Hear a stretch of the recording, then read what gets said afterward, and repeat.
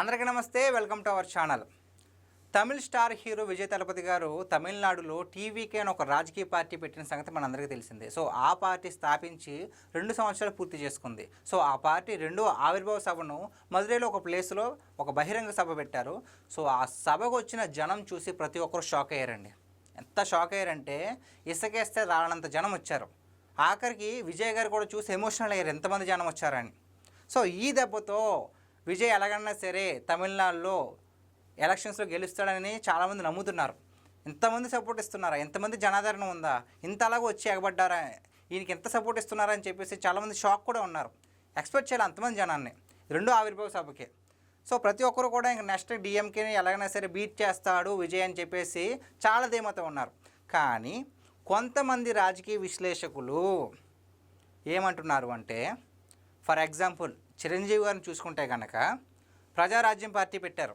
తిరుపతిలో ప్రజారాజ్యం పార్టీ పెడుతున్నా అని చెప్పేసి ఒక సభ పెడితే నాకు తెలిసి మన తెలుగు రాష్ట్రాల్లోనే నెంబర్ 1 ఇంకా దాన్ని బీట్ చేసిన సభ ఇంకెక్కడ లేదు. అంతమంది జనం వచ్చారు చిరంజీవి గారికి.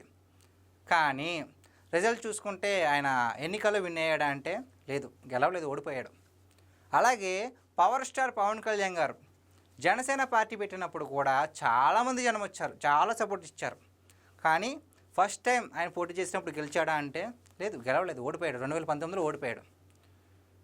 అలాగే విజయ్ గారు కూడా ఇప్పుడు సభ పెట్టినప్పుడు ఎంతమంది జనం వచ్చారు కదా, గెలుస్తాడా అంటే ఇక్కడ ఏమీ విజయ్ గారిని తక్కువ చేసి మాట్లాడడం లేదు, రియాలిటీ చెప్తున్నా. రాజకీయ విశ్లేషకులు చెప్పుకునేది నేను చెప్తున్నా. సినిమా వేరు, రాజకీయాలు వేరు. ఒక రాజకీయవేత్తతో పోలిస్తే సినిమా హీరోకి క్రేజ్ ఎక్కువ ఉంటుంది. ఆబ్వియస్లీ ఒప్పుకోవాల్సింది తప్పదు. సో సినిమా హీరోని చూడడానికి చాలామంది వస్తారండి. అదేవిధంగా చాలామంది వచ్చారు. చూస్తారు, ఒకసారి మీరు విజువల్స్ చూస్తే తెలిసిపోద్ది ఎంతమంది వచ్చారంటే షాక్, ప్రతి ఒక్కరు షాక్. ఇసుకేస్తారు రాలరు, అంతమంది వచ్చారు. సో ఇక్కడ ఎంతమంది వచ్చారు కదా, విజయ్ గారు గెలుస్తారా అంటే అది సినిమానే, రాజకీయమే.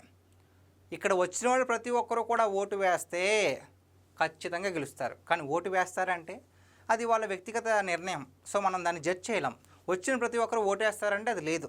సినీ క్రేజ్ వల్ల, ఆయన మీద ఉన్న క్రేజ్ వల్ల కూడా వచ్చి ఎలా ఉంటారో చూద్దాము అసలు అని ఆ ఆత్రం మీద కూడా వచ్చి ఉంటారు కదా. సో వచ్చిన ప్రతి ఒక్కరూ, వచ్చిన ప్రతి ఫ్యాను గనక విజయ్ ఓట్లు వేయించుకునేలా చేసుకుంటే గనక ఖచ్చితంగా డిఎంకేని బీట్ చేస్తాడు, ఖచ్చితంగా విన్ అవుతాడు విజయ్. లేదు ఇక్కడ వచ్చిన వాళ్ళందరూ ఓటేస్తారంటే మనం గ్యారంటీ ఇవ్వలేమండి, అది మాత్రం మనం చెప్పలేం. అంతెందుకు, ఫర్ ఎగ్జాంపుల్ బెస్ట్ ఎగ్జాంపుల్ చెప్పాలంటే నందమూరి తారక రామారావు గారు తెలుగుదేశం పార్టీ పెట్టి, అంటే జాతీయ పార్టీ కాంగ్రెస్ ఇందిరాగాంధీని ఎదుర్కోవాలి. జాతీయ పార్టీ చాలా పెద్ద నేషనల్ పార్టీ అది.